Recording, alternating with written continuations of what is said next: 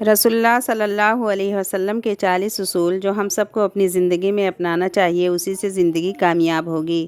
آپ صلی اللہ علیہ وسلم نے فرمایا، فجر اور اشراق، عصر اور مغرب اور عشاء کے دوران سونے سے باز رہا کرو۔ بدبودار اور گندے لوگوں کے ساتھ نہ بیٹھا کرو۔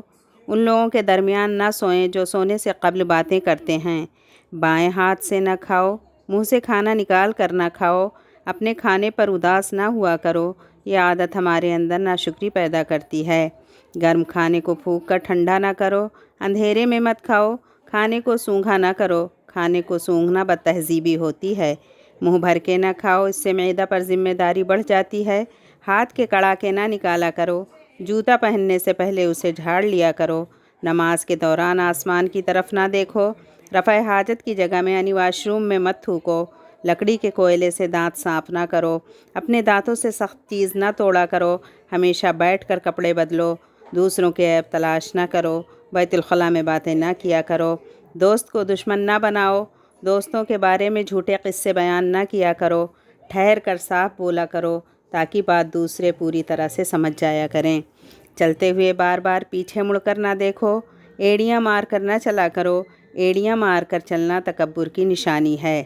کسی کے بارے میں جھوٹ نہ بولا کرو۔ شیخی نہ بگھارو۔ اکیلے سفر نہ کیا کرو۔